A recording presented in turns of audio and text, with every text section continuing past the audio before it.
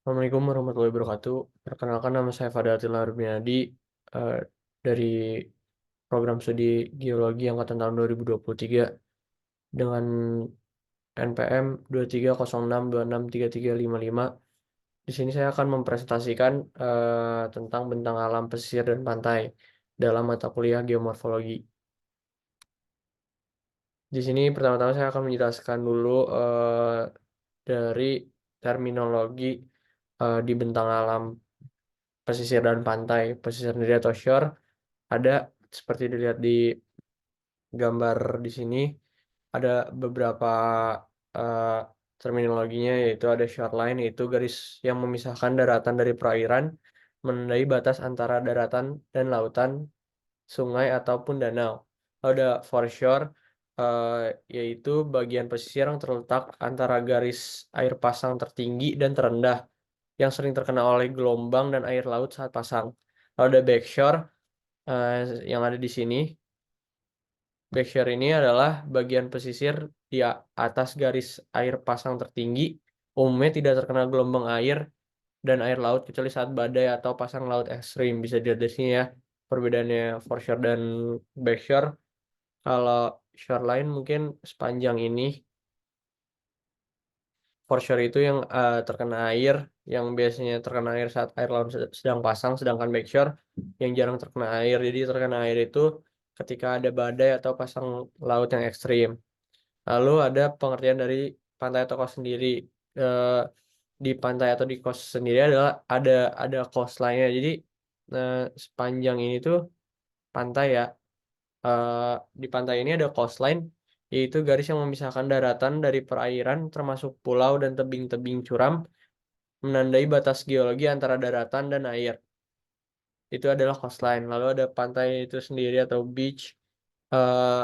Itu adalah area di antara daratan dan perairan ditutupi oleh pasir, kerikil, atau bahan lain yang terbentuk oleh sedimentasi alami atau atau oleh eh, pengaruh manusia. Biasanya terletak di antara dekat garis pantai dan terpapar oleh ombak laut. Jadi ini adalah pantai. Lalu ada shore dan coast. Shore sendiri adalah mengacu pada wilayah di sepanjang garis di mana daratan bertemu dengan air seperti laut, sungai, danau, atau pantai.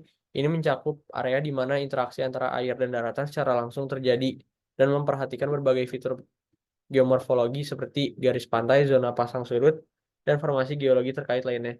Kalau ada coast, coast mengacu pada wilayah yang meliputi tidak hanya garis pantai itu sendiri, tapi juga area daratan yang berdekatan dengan garis pantai tersebut. Ini mencakup tidak hanya fitur geomorfologi di sepanjang garis pantai, tapi juga formasi geologi yang terkait dengan wilayah tersebut seperti pulau, tebing, perubahan topografi yang terkait dengan pengaruh laut.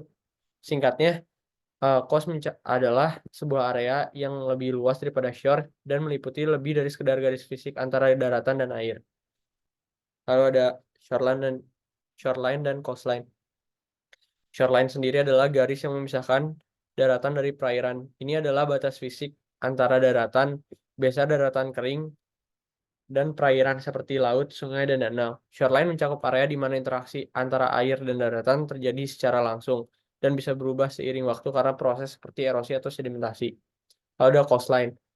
Garis atau batas yang Coastline adalah garis atau batas yang memisahkan antara daratan dari perairan seperti laut atau samudra. Lebih khusus lagi, coastline merujuk pada garis yang menandai batas geologi antara daratan dan air. Garis ini mencakup kontur lahan yang lebih besar termasuk pulau, teluk, dan tebing yang curam. Coastline juga dapat digunakan untuk menggambarkan perubahan topografi yang disebabkan oleh proses geologi dan geodinamika seperti erosi pantai, akresi, dan perubahan tanah akibat pengaruh air laut. Dengan demikian, coastline adalah konsep yang lebih luas dan mencakup aspek geologi dari wilayah pesisir. Adalah faktor faktor yang mempengaruhi bentang alam. Faktor yang mempengaruhi bentang alam dari pesisir dan pantai ada yang pertama ada tatanan tektonik, yaitu aktivitas tektonik seperti pergeseran lempeng atau pembentukan gunung berapi dapat mengubah bentuk dan pola pantai melalui pengangkatan atau penurunan daratan. Lalu yang kedua adalah perubahan permukaan laut. perubahan permukaan laut adalah kenaikan atau penurunan permukaan laut yang disebabkan oleh berbagai faktor seperti perubahan iklim atau aktivitas geologis akan mempengaruhi garis pantai dengan mengakibatkan erosi atau penambahan lahan. Ada salinitas dan densitas air laut.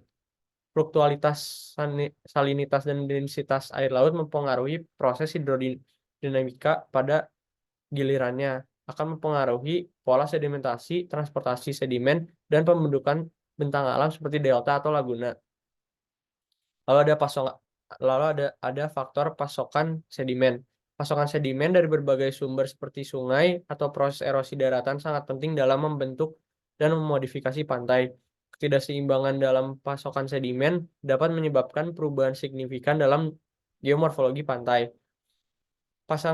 Lalu ada faktor pasang surut air laut.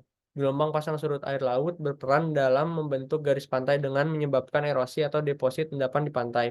Lalu yang terakhir ada faktor pergerakan gelombang di pantai. Gelombang di pantai memiliki peran penting dalam mengubah morfologi pantai melalui proses erosi dan deposit sedimen.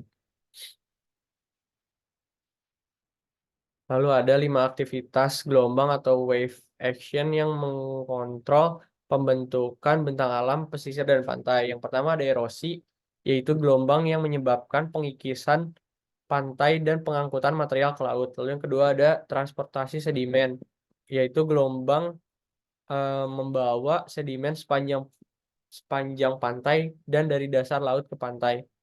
Lalu deposisi, ketika energi gelombang berkurang, sedimen dideposisikan di garis pantai membentuk fitur seperti delta atau teluk pasir. Ada formasi garis pantai, yaitu gelombang mempengaruhi pola erosi dan akresi membentuk beragam garis pantai. Lalu ada proses swash and backwash, yaitu gelombang membawa air laut dan sedimen ke pantai melalui proses swash dan kembali ke laut dengan membawa sedimen melalui backwash. Kombinasi keduanya membentuk dan mengubah pantai secara terus-menerus.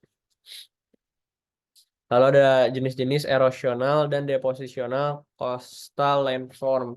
Yang pertama ada dari erosional dulu. Yang pertama ada cliff atau dinding vertikal dari batuan yang tererosi oleh gelombang laut.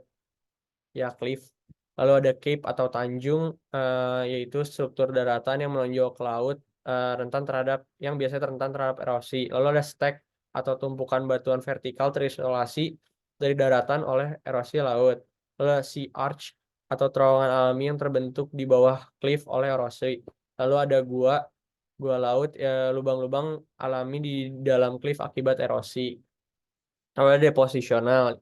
eh, Jenis-jenis depositional coastal landform ini yang pertama ada beach atau area berpasir daratan antara daratan dan laut terbentuk dari deposisi sedimen oleh gelombang laut atau yang biasa kita sebut yaitu pantai. Lalu yang kedua ada spit, yaitu strip daratan panjang menuju laut terbentuk oleh deposisi sedimen. Lalu ada bar, bentuk pasir atau yang berbentuk pasir atau kerikil di perairan dangkal terbentuk dari deposisi sedimen oleh gelombang dan arus. Lalu ada tombolo, strip pasir yang menghubungkan pulau dengan daratan utama terbentuk dari deposisi sedimen. Lalu ada delta, dataran rendah di muara sungai terbentuk dari endapan sedimen sungai yang membawa material ke laut. Lalu ada yang terakhir ada laguna, yaitu wilayah perairan tenang diisolasi dari laut oleh daratan terbentuk dari deposisi sedimen.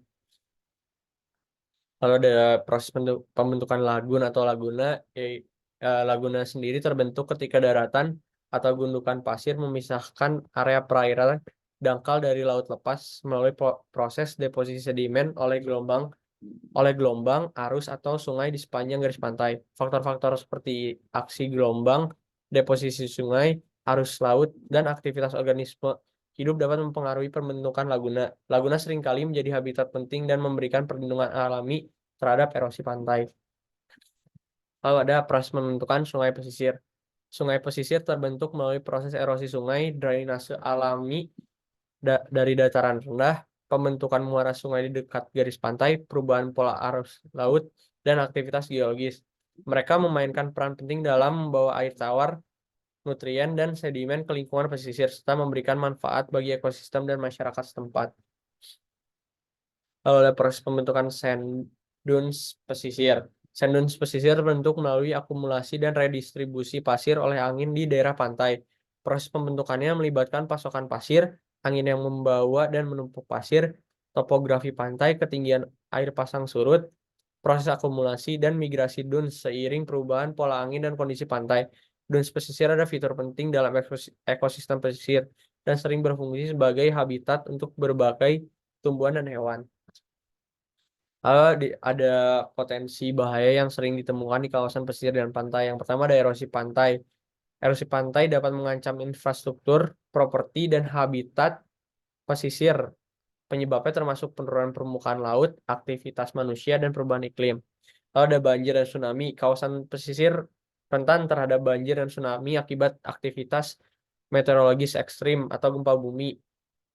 Banjir dapat disebabkan oleh hujan lebat atau peningkatan tinggi permukaan laut. Lalu ada kenaikan permukaan laut. Perubahan iklim menyebabkan kenaikan permukaan laut yang dapat mengancam wilayah pesisir dengan membanjiri lahan rendah dan menyebabkan erosi tambahan. Lalu ada pencemaran laut yang biasanya diakibatkan oleh aktivitas manusia seperti pembuangan limbah, minyak, dan bahan kimia lainnya yang menyebabkan pencemaran laut yang dapat merusak ekosistem pesisir dan menyebabkan kerugian ekonomi di sekitar pesisir dan pantai. Lalu ada kehilangan habitat, yaitu pembangunan pesisir dan pantai yang tidak terkontrol dapat mengakibatkan kerugian habitat bagi spesies yang tinggal di sana seperti burung, ikan, dan satwa liar lainnya. Lalu bagaimana cara mitigasi di kawasan pesisir dan pantai dari bahaya-bahaya yang tadi biasanya terdapat di kawasan pesisir dan pantai. Yang pertama ada manajemen erosi pantai. Ini termasuk penerapan struktur perlindungan pantai seperti tanggul, pagar pantai, dan revitalisasi pantai dengan tanaman pantai yang memperkuat struktur tanah. Lalu yang kedua ada perencanaan tata ruang pesisir yang berkelanjutan, yaitu dengan cara menerapkan rencana tata ruang pesisir yang berkelanjutan dan mempertimbangkan kenaikan permukaan laut serta mitigasi banjir dan tsunami dalam perencanaan pembangunan. Lalu yang ketiga ada pengelolaan sumber daya alam, yaitu melindungi dan memelihara ekosistem pesisir yang sehat melalui pembatasan pembangunan daerah rawan dan mempromosikan praktik pertanian dan perikanan yang berkelanjutan. Lalu yang keempat ada pengelolaan pencemaran laut, yaitu dengan menerapkan regulasi ketat terhadap pembuangan limbah dan bahan kimia ke laut, serta meningkatkan kesadaran akan pentingnya menjaga kebersihan pantai dan laut. Lalu ada rehabilitasi habitat, yaitu dengan melakukan upaya rehabilitas dan restorasi habitat pesisir yang rusak, seperti replantasi mangrove atau penanaman kembali terumbu karang yang rusak. Pendidikan dan kesadaran masyarakat dengan meningkatkan kesadaran masyarakat tentang ancaman dan bahaya yang ada di kawasan pesisir, serta mengedukasi mereka tentang cara-cara untuk menjaga dan melindungi lingkungan pesisir. Lalu terakhir, ada pertanyaan bagaimana pendapat Anda mengenai reklamasi pantai seperti yang terjadi di Singapura, Batam, atau Pantai Indah Kapuk, Jakarta.